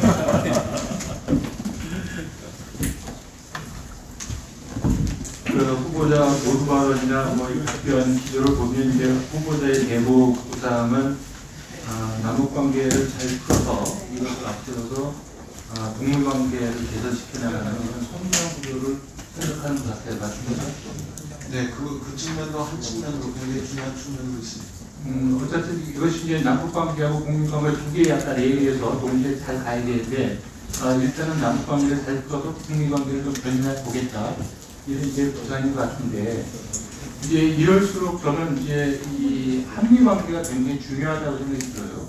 그래서 아까 한미 워킹그룹이나 또한 미군에 대한 후보자의 인식이나 이런 부분에 대해서 저는 현실적으로 잘 인식을 하고 계시다 저는 개인적으로 평가합니다. 잘 아시겠지만 그 한미 간의 이견이나 아니면 국제사회 가치나 이런 거를 부정하면서까지 지나치게 남북관계 개선에 매달리게 되면 이 미국이 이게 한국마저 이게 믿을 수 없다. 만약에 미국이 이런 판단을 하게 되면 실질적으로 그 역효과로 해서 북미회담의 개최나 또 내용성 있는 북미회담을 만들어내기가 더 어렵다. 이런 지적이 있거든요. 그렇기 때문에 이 남북관계 개선만큼의 한미관계도 중요하다. 이런 지적이 있어요. 이런 지적에 대해서 후보자 어떻게 생각하세요? 그 남북관계라는 하나의 레일과 또 북미관계라는 또 하나의 레일에서 우리 정부의 정책이 균형 잡히게 추진되어야 되지 않겠습니까? 이 과정에서 한미 공조 이런 부분들은 여전히 중요한 요소이고 영역일 거라고 생각합니다. 저 역시 남북관계에만 집착할 경우 북미관계 개선의 선순환적 기능보다는 북미관계의 악순환적인 이런 과정으로 남북관계도 전락할 수 있다는 그 위험성을 알고 있기 때문에 그 점에 대해서는 균형된 시각과 또 태도로 임하겠습니다. 북한의 김여정의 이 대북전단 문제로 시작을 해서 무력 도발을 암시했고 그 이후에 이제 남북 공동연락사무소가 폭파됐습니다. 그리고 그 폭파보다 더 강한 무력 도발이나 이런 부분들이 사실 예상이 됐었는데 이 부분은 이제 김정은 위원장이 보류하고 자제를 시킨 거 아니겠습니까?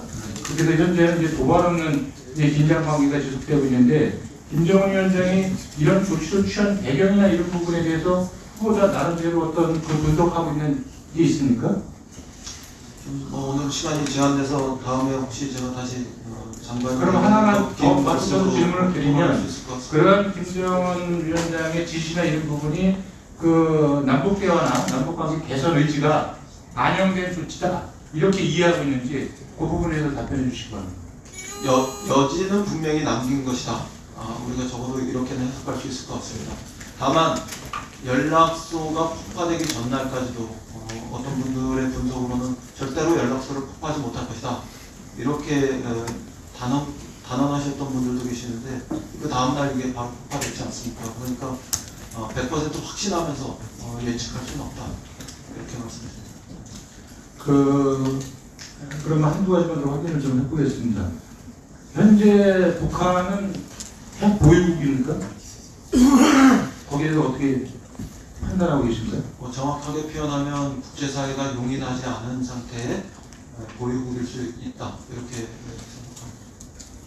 그러면 그 북한은 그 한반도 비핵화, 북한 핵폐기에 진정성이 있다고 보십니까? 정치적 상대가 100% 상대의 진정성만을 가지고 어떤 행위로 나가지 않는다는 점은 의원님도 잘 아실 거고요. 지금으로서는 북의 입으로 이야기한 부분들을 기정사실화하면서 비핵화로 접근해갈 수밖에 없지 않냐 그렇게 말씀드립니다. 그러면은 그 현실적으로 후보자가 생각하는 그 북폐기의 어떤 로드맵이 있다면 그건 아까 동결 갑축 폐기 이런 걸 말씀하셨는데 실질적으로 우리 정부가 미국에 제안하려고 했던 그 굿 이너프 딜이라는 부분은 결국 스몰 딜을 이야기하는 겁니까? 스몰 딜이 북한 핵 문제를 풀어가는 첫 출발점이 돼야 된다 이렇게 생각하십니까? 저는 스몰딜도 있고 스몰딜 플러스 알파도 있고 빅딜도 있다 이렇게 생각합니다. 그러나 아무것도 없는 것보다는 스몰딜이라도 출발할 수 있으면 출발하는 것이 다행이다 이렇게 생각합니다. 그렇지만 적어도 스몰딜이 아무 의미가 없고 가치가 없는 것은 아닐 것이다 이렇게 생각하는데요. 대략 한 30%에서 40% 단계만 진입할 수 있는 그런 딜이 이루어져도 그것이 스몰딜일지라도 저는 비핵화의 과정을 되돌리기는 쉽지 않다 이런 판단을 합니다. 대략 많은 분들 아시겠습니다만 건설업을 하시는 분들이라든가 보험 약관과 관련해서 놓고 볼 때 이것들이 10% 내지는 30% 단계로 진입하면 그것을 되돌리면 또 손실이 너무 크지 않습니까? 그래서 되게 10% 단계에 진입하면은 계속 끝까지 가고 30% 단계에 진입하면 웬만하면 끝까지 가고 이런 과정으로 들어가지 않습니까? 그 유사하게 우리가 스몰딜일지라도 효과적으로 타결만 시킨다면 이것이 뒤로 되돌아갈 수 있는 것보다는 앞으로 나아가는 역동적 과정으로 우리가 진입시킬 수 있다 이렇게 생각하고 있기 때문에 스몰딜의 가치에 대해서 저는 작게 생각하지 않습니다. 다만 문제는 하노이 그 과정에서 제가 비판적으로 평가해 보면 예를 들어서 50을 기준으로 할 때 어느 한쪽은 55를 이야기하고 어느 쪽은 45를 이야기했기 때문에 이게 좀 아쉽다고 생각합니다. 100과 0의 차이가 아니었기 때문에 그 점에서 우리 정부가 좀 더 능동적 역할을 한다면 다음 단계에서는 매듭을 질 수도 있는 거 아니냐 이런 그 기대를 하고 임하고 있습니다.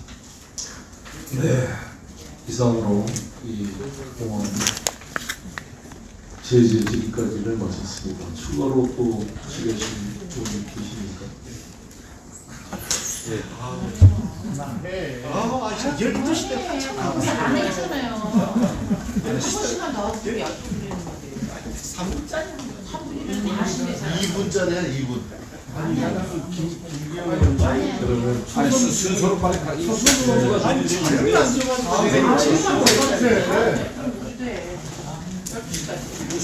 있는데 여기 자꾸 세분 보시고 마지막으로 순서대로 안 됐습니다. 또 하셨어요? 우리 대형원님 질의해 주시죠. 화면 좀 띄워주세요. 네. 잠깐 이제 통일부 이제 잠깐 대시겠는데 저 통일부에 이제 지금 구조를 좀 한번 보았어요. 거기에 북한 인권과가 어디에 있는가 하면요. 인도 협력 구간에 있습니다. 저는 이 구조적인 문제 때문에 통일부 장관 대신 후에 북한 인권 문제를 계속 다루고 싶어도 이 구조적인 문제 때문에 저는 다룰 수 없다 이렇게 생각합니다. 후보자께서 지난 시기에 민주화 운동을 하셨기 때문에 인권이라는 것은 그 사회의 민주화가 돼야 인권도 되는 거고 민주화와 인권은 갈라놓을 수 없습니다. 그렇기 때문에 전 세계 민주국가들에서 대한민국을 제외한 전 세계 민주국가들에서 공통점은 뭐냐? 이 인권 문제를 항상 외교부의 민주주의 확산국 아니면 민주인권국 그래서 이거 인권 문제를 인도 협력국도 다 분리시켜 놨습니다. 왜 분리시켜 놓느냐? 이거 인도주의 문제라는 거는 그거 아닙니까? 피해자에게 대상을 가리지 말고 일률적으로 이건 비정치적인 문제이기 때문에 이걸 인도 협력국 안에다가 인권과를 엮다는 건 이건 안 하겠다는 겁니다. 이건 전 세계에 이런 민주국가가 없습니다. 그렇기 때문에 저는 우리도 대한민국도 민주주의 국가이기 때문에 다른 나라들처럼 이거 인권 문제는 항상 가해자와 피해자가 있습니다. 인권 침해된다. 그럼 우리가 북한을 대상할 때 가해자는 김정은 정권이고 피해자는 북한 주민입니다. 그런데 북한의 김정은 정권과 대화하고 남북 교류하고 하야할 통일부 장관 소관에다가 인권 이거 문제를 열었으니 장관이 이걸 어떻게 하겠어요? 그러니까 결국은 이거 통일부에서 해야 할 북한 인권 이거 보고서도 원나는 겁니다. 이거. 그래서 저는요 이 부서 자체가 잘못됐다. 그래서 저는 이 인권과를 인도협력국 안에서 당분간 장관이 이 북한 인권에 관심이 있다면 인도협력국에서 떼어내서 장관 직속으로 만들든지 또 전방적으로 나가서는 저는 이거 통일부가 북한 인권과를 가지고 있으면 안 된다고 생각해요. 저는 이건 국가인권권익위원회나 아니면 법무부에 이걸 넘겨야 된다고 생각합니다. 그래야 북한하고 통일부 장관이 자기 사명에 맞게 북한 김정은 정권하고 대화도 하고 하지 않겠습니까? 지금 이거 구조적으로 어떤 모순이 있는가 하면 이런 겁니다. 이거 탈북민도로 하면 북한의 인권 침해 상황을 다 조사해서 그 조사 자료는 통일부가 또 가지고 있지 않고 이걸 또 법무부에 또 넘깁니다. 그리고 지난 10여 년간 국제 무대에서 북한 인권 문제를 공론화시켰던 민간 단체들이 지금 하나원에 들어가서 인권 조사하는 거 지금 묶어놓습니다. 그렇다고 해서 또 통일부에서 인권 보고서도 나오지 않고 있어요. 그래서 차라리 이렇게 할 바에는 방치하고 이렇게 이부자식처럼 인도협력국에 열어치지 말고 다른 나라들처럼 이번 민주화국이라든지 뭐 이런 흐름에 맞게 이것도 떼어내서 직속으로 하든지 아니면 인권권익위원회나 법무부에 넘기는 것이 우리가 올바로 북한 인권 문제를 접근하는 첫걸음이 되지 않겠냐. 그래서 이와 관련해서 제가 입법 발의를 하면 이거 법을 바꿔야 됩니다. 통일부 장관께서 일조해 주시겠습니까? 아주 어린 시절부터 민주주의에 대한 확신, 신념 그것을 가지고 지금까지 버리지 않고 살아왔던 사람의 입장에서 민주주의의 원칙과 근본에서 판단하겠습니다. 다만 한 가지 제가 확인하고 싶은 것은 지금 의원님 말씀하신 그 문제, 북한 인권 문제를 인권이나 법무부로 넘기자 이것이 함께하고 계신 당의 입장인지 아니면 국회의 입장인지 이런 문제들에 대해서도 같이 고려해서 말씀 주시면 좋겠습니다. 그런 차원에서 다시 검토해 보겠습니다. 네. 다음에는 박진원 의원.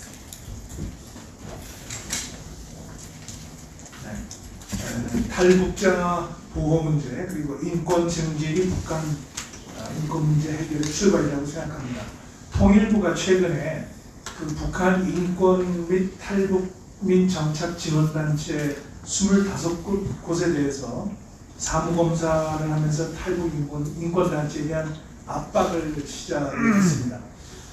이 단체들은 대북 전단 살포하는 단체도 아니고 북한 인권 및 탈북 지원단체에 대해서 사무감사라는 것은 이건 어떤 인권 침해 과잉 단속이 아닌가 이런 의문을 떨칠 수가 없습니다. 정부의 대북 정책을 비판하는 이런 단체들을 입막음하려는 것은 아닐까 이런 지적도 나오고 있습니다. 그 다음에 또 다른 단체입니다. 탈북 단체 2곳 자유북한 운동연합 그리고 큰샘 잘 아실 겁니다. 여기는 법인의 설립 목적 외에 사업을 진행한 것 그리고 설립 허가 조건을 지키지 않았다 이런 이유로 설립 허가를 취소를 했는데 이것은 전단 살포를 이유로 탈북 단체의 활동을 원천 봉쇄하는 것입니다. 전단 살포에 대해서는 아까도 논의가 있었습니다만은 요약을 하면은 언론의 자유는 기본적인 인권이고 명백하고 현존하는 위험이 없는 경우에는 이것은 명백하고 현존한 위험이 있을 때만 제한이 가능하고 그 경우에도 본질적인 인권은 제한할 수 없다. 이것이 이제 법의 원리로 알고 있습니다. 통일부가 이에 정면으로 반하는 조치를 취하는 대단히 곤란하다고 생각합니다. 이것은 지금 국제적인 문제가 되어 있습니다. 여기 보시다시피 UN 인권 보고관 토마스 킨타나 라는 분이 이 대북전단 살포는 표현의 자유를 보장하는 세계인권선언 19조에 의해서 보호되는 것이고 국경 너머로 정보를 전달할 권리까지 포함합니다. 그래서 이것은 상당히 불만스러운 조치고 한국 정부와 만나서 알아볼 계획이다. 아마 인권보고관이 우리 통일부에 접촉을 해서 이 문제에 관한 해명을 들을 것입니다.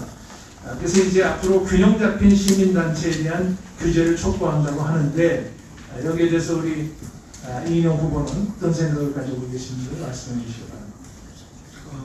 저도 보도를 통해서 킨타나 인권 보고 간에 얘기를 접했습니다. 다만 지금 뭐 즉답드리는 것은 저로서는 한계적인데 전단살포와 관련한 단체들에 대해서 통상적인 그 행정적 조치가 진행되고 있는 것인지 의원님 그 우려하시는 정치적 보복 조치의 일환인지 이 문제에 대해서는 단정해서 대답을 드릴 수 없으면 좀 양해해 주시기 바랍니다. 킨타나 보고관이 오면 한 측면에서는 표현의 자유의 문제들에 대해서 이야기를 하겠습니다만 다른 한 측면에서는 그것이 그 해당 지역, 특히 접경 지역의 주민들의 안전, 재산, 생명 이런 것들을 위협하는 부분들과의 양자의 그 갈등 속에서 어떻게 처리해 나가는 것이 지혜로운 건지 이런 국제사회의 경험 혹은 축적된 지혜 이런 것들도 있는지 한번 동시적으로 경청해 보겠습니다. 다음은 김기현 의원님 보시죠. 세 분만 하신다고 그러잖아요. 이게 지금 질문을 정치사본님 합의가 안 된 거예요? 합의가 됐어요. 국정이 다 끝났던 마지막에 결정이 돼요. 이런 식으로 막 하시면은 네. 상대가 있는 건데 하고 싶은 대로 막 하시면 안 돼요. 간사들이 있는 거 아니에요? 간사들 간에 정리한 사항이 있을 거 아니에요? 간사들과 정리가 안 됐습니까? 가서 세 사람 보기로 했습니다. 그걸 좀 따라 주셔야죠. 이거 안 되나? 가벼운 건데. 아니 왜 네티즌이 꼭 이걸 물어달라는 거예요? 저한테 그렇게 아니 간사들 간에 우리 이인영 지켜주셔야죠. 이건 뭐 질의하세요. 아주 간단한 질문이라. 아니 이거 SNS에 와서 이거 좀 물어달라고 할 수 없이 이거 내가 준비한 게 아닌데 우리 네티즌들이 나한테 요청이 왔어요. 이 SNS에 공개된 우리 이인영 후보 가족 사진 잠깐 올려도 되겠죠? SNS에 공개된 거. 저기 무슨 뜻인지 그 다음 장면 오른쪽 눈을 가리고 찍었어요 가족들이. 다시 한번 그렇죠? 다 됐어요. 저게 무슨 뜻이냐고 물어봤어요. 네티즌들이 왜 하필 이런 걸 찍었느냐, 어떤 네티즌 왜 하필 오른쪽 눈을 가리느냐, 뭐 등등 뭡니까 저게 궁금하다고 많은 네티즌들이 물어봤어요. 저도 뭐 특별한 의미를 부여하면서 네. 임한 것이 아니기 때문에 근데 가끔 의원님 SNS에서 물어온 걸 가지고 질문하실 때 아주 굉장히 그 어렵고 날카롭죠. 그런 게 있고 그 잘못 대답하면 낚이는 경우가 종종 있어서 아니 무슨 특별한 뜻은 있을 것 같다. 이거 오른쪽 눈을 가리고 사진 찍으셨어. 고생 많으셨습니다. 이제 전혀 의미가 없어요? 의미가? 저는 뭐 특별한 의미를 부여하고 그러진 우리 않았습니다. 마지막으로 김기현 의원님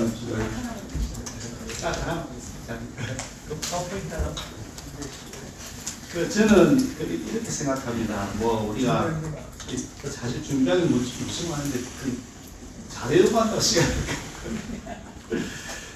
우리가 대북 문제에 있어서 제재와 압박 또 그리고 지원과 요하 그중 어느 하나만이 절대선이고 또 나머지는 절대아니다 그런 생각하지 않습니다. 때로는 그 중에서 어떤 쪽에 더 강점을 두고 어떤 때는 또 다른 쪽에 강점을 두고 우리가 정책을 구상하는 것이 옳다 그렇게 생각하는데 현 정부가 이제 이 통계표를 한번 보시면 이거는 지금 거기에 나와 있는 겁니다.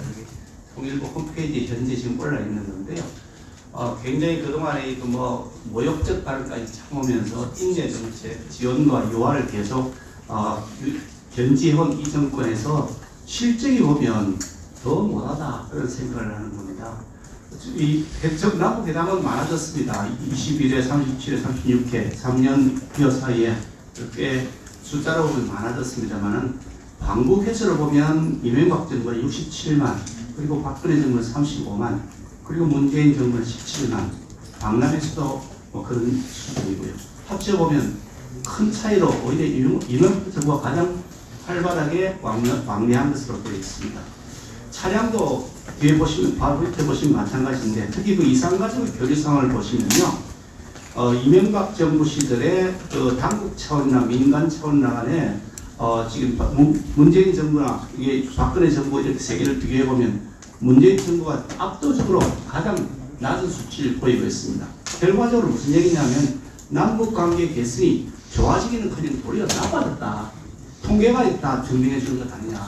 그 이유가 무엇이냐. 이렇게 유화 정책을 썼는데 그래서 이와 같은 유화 정책을 계속하면서 지원만 하고 모욕적 발언까지 참으면서 사과받아야 될 걸 사과까지 받지 않으면서 가는 것이 과연 합리적인 선택이냐. 저는 그런 의문을 가지고 있습니다. 언제까지 이렇게 우리의 인내의 임계점이 어디까지인지 그 점에 대해서도 똑같은 질문이 나왔습니다만 실제 통계가 이렇게 나온 이유는 무엇이라고 생각하십니까?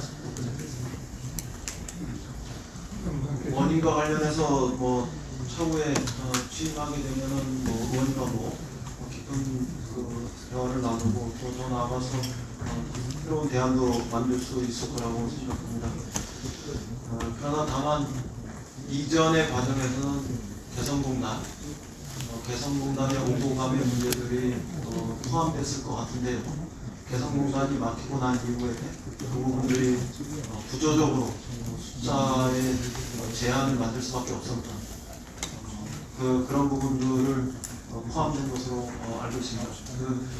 의원님 지적하신 그 내용을 바꿔서 생각을 하면 위에서 많은 당국 간, 정상 간, 고위급 간 이런 위에서 많은 교류와 협력의 내용들을 아래로 국민과 북쪽에 있는 주민들 간의 문제로 확산시키는 것. 이게 이 표를 보면서 제가 또 동시적으로 생각하는 우리 시대의 과제라고 생각합니다.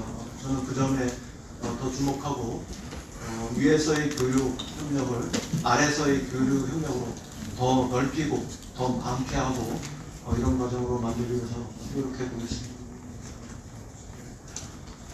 네, 수고하셨습니다. 긴 시간 이인영 후보자와 여야 의원 여러분 오늘 논의 결과를 가지고 청문회 채택 여부를 이제 판단해야 되는데 우리 여야 간사님 한번 살렸는데 우리 야당원들께 의견을 수렴을 하고 다른 바로 상임을 주셔야 될 것 같고 저희도 상임에서 일단 내일 아침 10시에 우리 위원회를 소집하도록 하겠습니다. 그 전에 9시에 양당 간사님과 저와 같이 중간 회의 점검을 하는 걸로 하고 오늘 상임을 선포하도록 하겠습니다. 그러면 이상으로 통일장관의 후보자에 대한 질의를 모두 마쳤습니다.